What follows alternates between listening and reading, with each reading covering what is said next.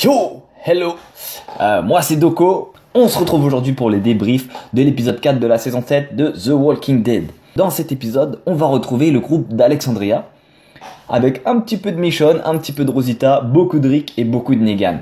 Très très belle prestation de Negan d'ailleurs. Ça a beau être un enculé, ça a beau être un bâtard, on l'aime. Je tiens à le dire, c'est vrai, il est drôle, c'est un vrai méchant. C'est un vrai méchant. Un mec que tu haïs, mais il rajoute vachement de choses à The Walking Dead, franchement. Néanmoins, pendant l'épisode, j'étais comme ça. You said a week. You're early. Damn, I love this place. Negan.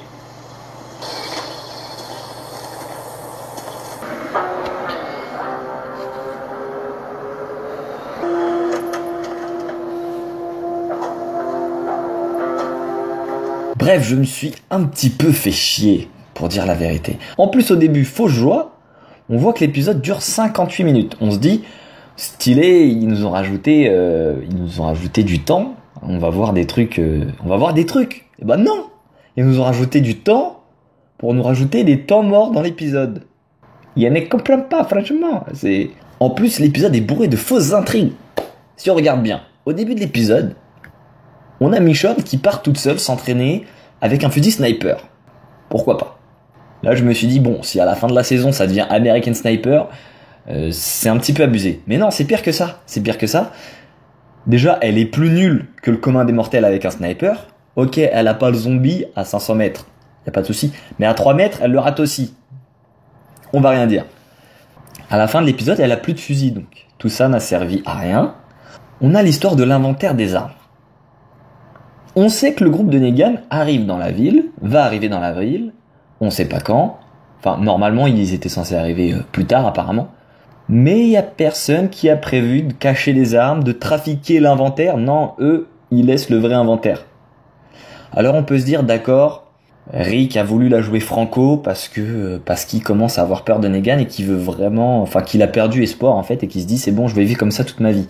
Mais déjà ça aussi ça a pas de sens. Rick, ça fait 6 saisons qu'il se bat, on le connaît parce que c'est un warrior, c'est un mec qui prend les bonnes décisions quand il faut, qui tue les gens quand il le faut. C'est Rick. Là, il a 2 amis qui viennent de mourir, ça c'est une motivation de fou. Enfin moi je sais que si j'ai 2 amis qui se font tuer par un mec, je suis pas découragé, j'ai juste plus envie de le buter encore. Alors on peut se dire, bon, c'est pour protéger sa fille, comme il le dit un petit peu à la fin de l'épisode, voilà, il a fait tout ça pour protéger sa fille. Mais Negan sait même pas que Rick a une fille pour l'instant. Negan, il peut la cacher, il peut partir avec, il peut faire plein de choses. Pour moi, ça rentre pas dans la psychologie d'Eric. Si à la limite Negan détenait sa fille ou j'en sais rien. On a d'ailleurs Negan qui s'expose un petit peu. Il vient lui-même en personne. Bon, alors c'est un mec qui a des balls, on le sait. Mais il vient lui-même en personne, ça c'est un peu risqué. Pourquoi? Parce que les gens qu'il a tués, Negan, il sait pas ce que ça représentait pour les gens d'Alexandria. Si Maggie était là, elle l'aurait sûrement buté, Negan. Il est pas à l'abri de ça, le Negan. Et pourtant, il se pointe quand même. En plus, il se pointe avec Daryl. Daryl qui est censé être l'une de ses monnaies d'échange. Là, on peut se dire, voilà, ils auraient pu... ou pour les prochaines fois, en tout cas, ils pourraient lui tendre un piège pour récupérer Daryl et après s'enfuir ou partir, je ne sais pas. Parce que si tu viens avec ta monnaie d'échange, t'as plus de négociation possible, en fait. C'est un choix de Negan. Ok. On nous sort une intrigue avec Olivia. Alors, Olivia, c'est la fille qui est en charge de l'inventaire des armes et de l'inventaire de la nourriture. Au passage, on a Negan qui nous sort une super blague sur Olivia parce qu'elle est un petit peu enrobée et que c'est elle qui est en charge de la nourriture. Ok. Je l'aime bien ce Negan. Je ne peux pas m'empêcher de bien l'aimer. Bref, on menace de tuer Olivia. Il y a 3 épisodes. On a 2 super personnages qui sont morts. On a Glenn, le quota chinois de The Walking Dead, qui est mort. Qui a dû être remplacé du coup par le garde du corps d'Ezekiel, le chinois. Non, sérieusement, on a un super personnage qui est mort, et là il menace de tuer Olivia. Mais on s'en fout. On n'en a rien à secouer. Limite, s'ils avaient laissé le choix aux spectateurs de voter, vous préférez qu'Olivia meure et que Rick récupère 2 armes à feu pour tuer Negan, ou vous préférez qu'Olivia vit? Je suis vite fait. C'est pas que j'aime pas les personnes un petit peu enrobées, mais je veux dire, c'est un personnage où on n'est pas du tout attaché à lui. Alors pendant 10 minutes, on a 10 minutes d'intrigue où il cherche les armes pour sauver Olivia. Après on a Carl. On a Carl qui joue le thug. On a Carl qui joue un petit peu le fou avec un homme de Negan.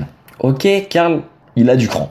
On va pas se mentir. Carl, il est un peu badass, surtout pour son âge. Mais là, il y a sa petite sœur dans la maison. Je veux dire, ça a aucun sens. Surtout qu'il a vu que Negan, c'était un peu un psychopathe. Ça a aucun sens qu'il joue le thug alors qu'il y a sa sœur pour des médicaments. Si encore sa sœur était malade. C'est vraiment rajouter du faux suspense, des fausses intrigues. On a Dwight qui joue les bâtards. Avec Rosita. Déjà, on comprend pas pourquoi il fait ça à elle. Pour récupérer la moto de Daryl. Donc Dwight, il est toujours dans sa quête de récupérer les objets de Daryl. Je sais pas pourquoi. Peut-être après pour lui faire un chantage. Peut-être parce qu'il veut lui ressembler. Je ne sais pas. Et là, dans cet épisode, il joue le mec salaud qui vide l'eau par terre. On est dans un monde apocalyptique. Il y a une pénurie d'eau, une pénurie de bouffe. Tu vides l'eau par terre. Je veux dire, garde-la pour toi au pire. Non, je sais pas. Il vide l'eau par terre. Il joue le thug. Alors qu'on a vu dans l'épisode d'avant qu'il regardait Madame est servie. Et qui venait de se faire pécho sa femme, je veux dire. C'est comme le petit gros qui le victimisait au collège, c'est parce qu'il était mal dans sa peau, je sais pas. Alors qu'est-ce qu'il fait? Il vole la casquette de Rosita. Wouhou, le summum de la thugitude, hein. Attention. Dwight le thug. Non, sérieux, j'ai pas compris cette facette de Dwight qui n'apporte rien en plus. Il fait partie du groupe de Negan, il peut donner des ordres, il peut dire à Rosita et à l'autre là, le fils de la psychologue, va chercher la moto de Daryl, ils y vont. Il a pas besoin de jouer le salaud. Pas complet. Yeah, no comprendo, c'est señor. On sent d'ailleurs que le fils du maire, là, enfin le fils du maire, on sent d'ailleurs que le fils, j'ai oublié son prénom, je vous dis la vérité, tellement il m'insupporte un petit peu, celui qui traîne avec Rosita dans l'épisode, le fils de la psychologue, on sent qu'il va faire des conneries. On sent ça va être le mec, soit qui va trahir Rick, soit qui va les mettre en danger. Rick, si tu m'entends, bute-le. Mais s'il te plaît, mais bute-le. Mon Rick, en plus, il fait une menace un peu badass et l'autre qui perd ses couilles tout de suite. Oh oui, d'accord. Et à la fin de l'épisode, un cliffhanger, moi j'ai trouvé peu convaincant. Un cliffhanger un peu pourri. On a Rosita qui va voir Eugène pour que Eugène lui fabrique des armes. Les armes sont prohibées. Si Negan découvre qu'ils ont des armes, ça va barder. Mais Rosita a réussi à se procurer une arme. Attention à elle toute seule. Elle va décimer toute la population des Saviors.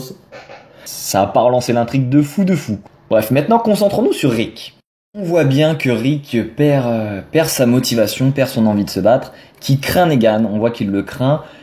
De temps en temps, il le défie du regard. Bon, on a envie de dire Rick, t'es pas convaincant du tout, on sait que tu vas obéir. Ça sert même à rien, tu vois. Autant courber les chines, tu prendras ta revanche plus tard. Parce qu'on sait que tu vas prendre ta revanche, Rick, c'est logique. On sait que Rick a vraiment peur et d'ailleurs il écoute Negan au point de lui donner toutes les armes, de lui donner même une arme qui n'était pas répertoriée. Là on sent que Negan tient Rick.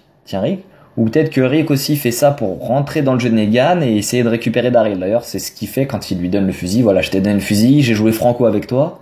Est-ce que tu peux nous rendre Daryl? Ça c'était pas mal. Là Negan qui dit non d'abord et ensuite qui dit on va demander à Daryl. Daryl qui répond pas. On peut se demander pourquoi Daryl n'a pas répondu, mais voilà, on sait de toute façon que c'était un espèce de piège de Negan. Daryl n'a pas voulu rentrer dans le jeu. C'était forcé. Donc là, on voit vraiment le pouvoir qu'exerce le groupe de Negan sur Alexandria. Comment ils ont peur d'eux, en fait. On voit vraiment comment ils ont peur d'eux. C'est assez intéressant. Et là, franchement, on se dit, c'est impossible. Ils ont plus d'armes, ils ont plus rien, ils ont plus de motivation. C'est impossible qu'ils arrivent à buter Negan, c'est impossible qu'ils arrivent à reprendre le dessus. Donc le seul espoir qui nous reste, c'est le royaume avec Ézéchiel. Voilà, on le sait de toute façon, on le sait depuis l'épisode 2, il y a un royaume, il y a Ézéchiel, il y a un tigre, il y a une armée, il y a des gens bons, du ralouf, il n'y a pas de surprise. Mais comment Ézéchiel va réussir à rentrer en contact avec Rick, etc. Bon, on se doute que c'est grâce à Morgan, grâce à Carol, on se doute, mais voilà, on attend de voir la suite. Peut-être dans l'épisode 5. Là, on a 3 épisodes où il se passe pas grand-chose, franchement. C'est un peu décevant.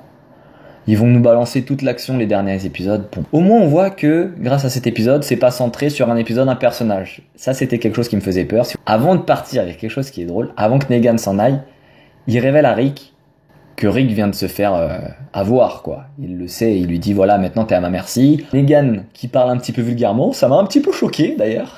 Il lui dit en plus tu me dis merci, etc.